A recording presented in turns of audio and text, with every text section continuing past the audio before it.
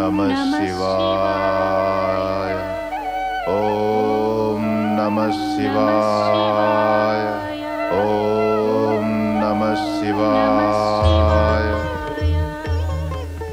ఓం నమః శివాయ.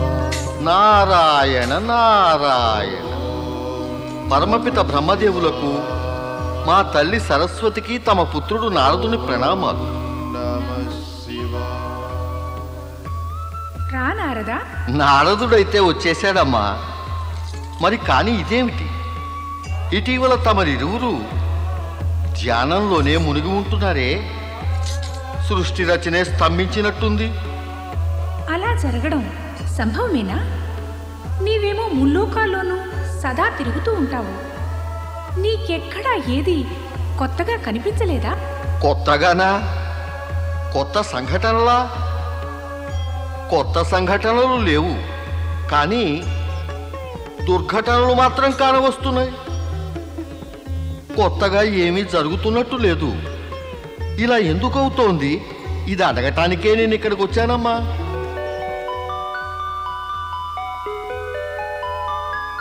నారద, నీవు దేవర్షివై ఉండి కూడా అబద్ధాలు చెబుతున్నావా?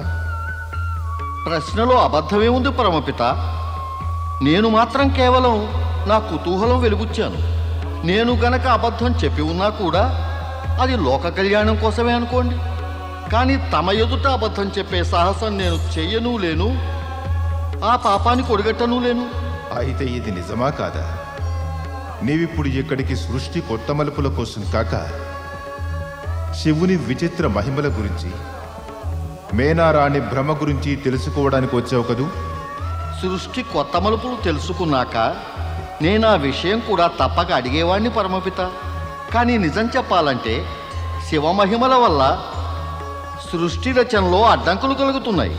లేదు నారద, ఇది నిజం కాదు, నీ భ్రమయే. శివమహిమ వల్ల రచనా కార్యం ఆగదు, శుభం కలిగే ప్రేరణ లభిస్తుంది. నారాయణ నారాయణ. పరమపిత, అయితే మాటిమాటికి శివుడు మైనారానికి పరీక్షలు పెట్టి పార్వతి వివాహానికి ఆలస్యం చేస్తున్నారే? మధ్య ఘడియకై నిరీక్షణను జ్ఞానులు, ధైర్యమని.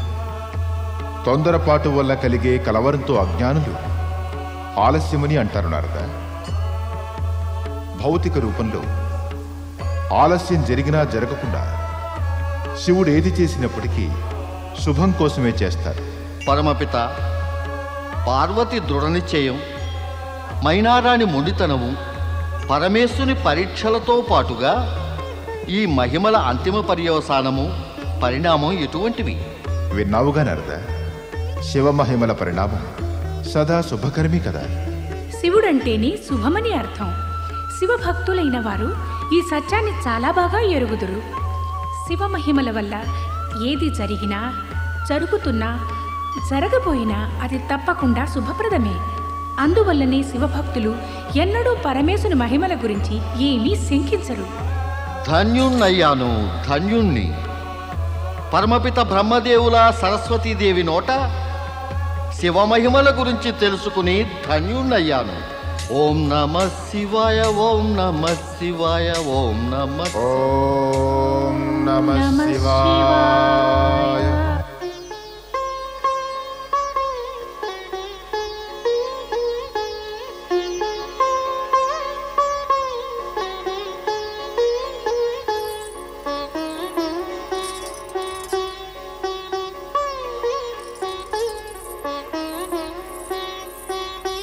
మహారాణి మైనా, మీరు ఇక్కడికి ఎందుకు వచ్చారో నాకు తెలుసు.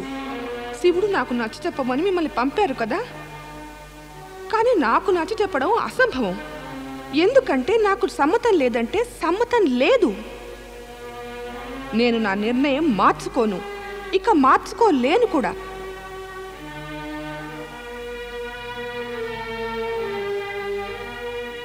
మైనారాణి, నీ నిర్ణయం కూడా ఉచితమే, పట్టుదల కూడా మంచిదే. కానీ నీ పుత్రికపై ప్రేమ కొద్దీ దుష్ప్రవర్తన ఉచితమూ కాదు, మంచిది కాదు. ఉద్వేగంలో నీవు మన అతిథి సత్కారాలనే మరిచావు. మనకు ఆదరణీయులు పూజ్యులైన వారికి సముచితంగా స్వాగతమైనా ఇవ్వలేదు నువ్వు. క్షమించండి ఋషివర్యులారా, నిజమే, పుత్రికా వ్యామోహము వల్ల తప్పైపోయింది నా వల్ల.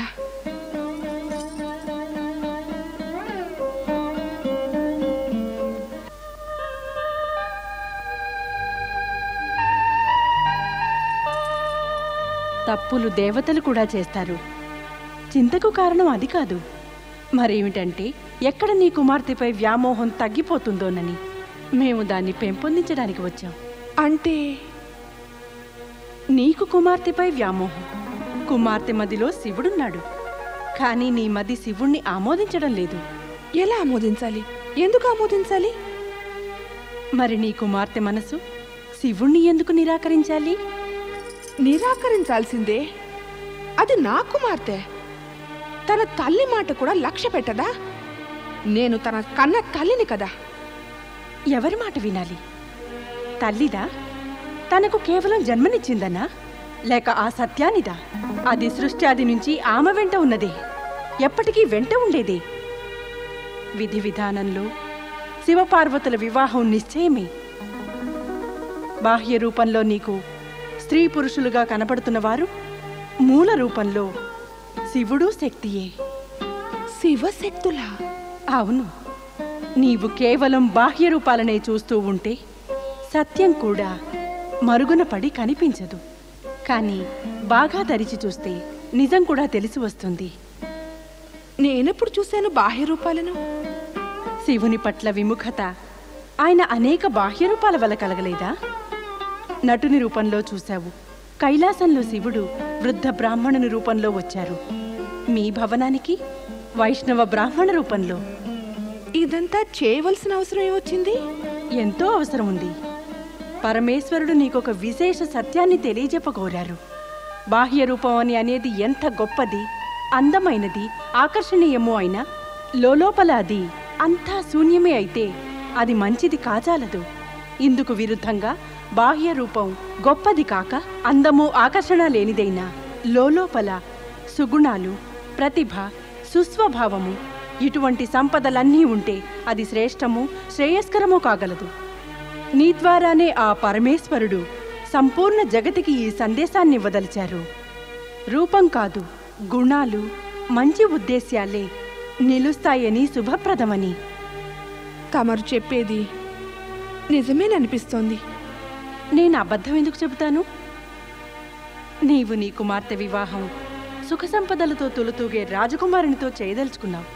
కానీ సుగుణాలను ప్రేమించే నీ కుమార్తె అతని స్వభావంతోనూ గుణాలతోనూ సంతృప్తి చెందక బాధపడితే నీకిక ఆనందం ఏముంటుంది? నీ కుమార్తె బాధపడితే నీవు బాధపడవంటావా? విధాత దయ వల్ల అలా జరగకూడదు. అయితే భగవంతుని సూచనలలో దాగి ఉండే సందేశాన్ని గుర్తించి దాన్ని ఆమోదించు. నీకు కుమార్తె అంటే వ్యామోహం, ఆమెకి శివుడంటే మోహం. అందుకని నీ కుమార్తె హితం కోరి నీవు కూడా శివుని పట్ల మంచి భావాలు కలిగి ఆయనని అల్లుడిగా ఆమోదించు. మేము శివ వివాహానికై మార్గశిర శుక్ల త్రయోదశి ముహూర్తంగా నిర్ణయించాము. శుభాకాంక్షలు మైనారాణి. కుమార్తె వివాహానికి ముహూర్తం కూడా పెట్టేశారు. ఇక చెప్పు, ఏమంటావో మరి? ఇంకా చెప్పేందుకేముంటుంది? మీరంతా ఎలా మంచిదంటే అలాగే. దేవతలది ఇదే కోరిక. ఇంతకు ముందే అరుంధతిదేవి చెప్పిన మాటలతో ఏకీభవిస్తున్నా. మీ ఏకీభావం అందరికీ సంతోషాన్ని, శుభాన్ని చేకూరుస్తుంది మైనారాణి. ఇంక చేయవలసిందల్లా శీఘ్రమే గర్గఋషి ద్వారా పరమేశ్వరునికి వివాహానికి ఆహ్వానం పంపించవలసి ఉంది. అవశ్యం దేవి, అవశ్యం.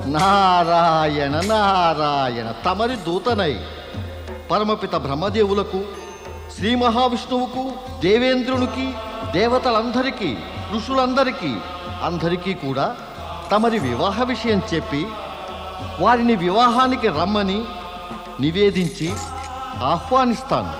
వారిని సంతోషపెడతాను పరమేశ. నారాయణ నారాయణ. ఓం నమః శివాయ ఓం నమః శివాయ ఓం నమః శివాయ ఓం నమః శివాయ ఓం నమః శివాయ ఓం నమః శివాయ ఓం నమః శివాయ ఓం నమః శివాయ ఓం నమః శివాయ ఓం నమః శివాయ. అరే నేను ఎందుకు భూలోకానికి వెళ్తున్నాను?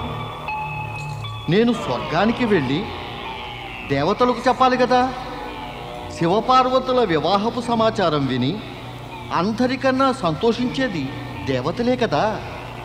అందుకని వారినే ప్రప్రథమంగా ఆహ్వానించి సమాచారం చెప్పడం బాగుంటుంది. పదనారద. అందరికన్నా సంతోషించేది దేవతలేనా? నిశ్చయంగా ఆ దేవతలే మరి. నారాయణ నారాయణ. దుష్టుడు తారకాసురుని వల్ల దేవతలే అందరికన్నా కష్టాల్లో ఉన్నారు. శివపార్వతుల వివాహం జరిగాక వారికి పుట్టబోయే పుత్రుడు దేవతల పరమశత్రువు తారకాసురుని వధిస్తాడు. అందుకే నేను మొట్టమొదటగా దేవతల వద్దకు వెళ్ళాలి. నారాయణ నారాయణ. నీవు వెళ్ళాలనుకుంటే వెళ్ళవలసింది మా స్వామి వద్దకు. కానీ నీవు ఎవరు? నేను మేఘాసురుణ్ణి, మహాబలి తారకాసురుని సేనాపతిని. ఇప్పుడు తెలిసిందా నేనెవరినో? ఇప్పుడు ఇది కూడా చెబుతాను. నిన్ను ఎందుకు పట్టుకున్నాను? నీలాంటి పిలక స్వాములు మా స్వామి మహాబలి తారకాసురుణ్ణి వధించే కుతంత్రం చేస్తున్నారు. అందుకే నిన్ను పట్టుకున్నాను. ఇక నీవు మా స్వామి అయిన మహాబలి తారకాసుని ఎదుట వెళ్ళి నిలవాలి. అందుకే వదిలిపెట్టే ప్రసక్తే లేదు.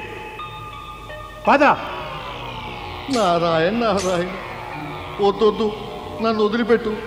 వెళ్ళాల్సిందే. పదనారద. తారకాసురుని చూసి వద్దాం. అనుకున్నది చెప్పేద్దాం. నారాయణ నారాయణ. పద మా స్వామి తారకాసుని వద్దకు. పద.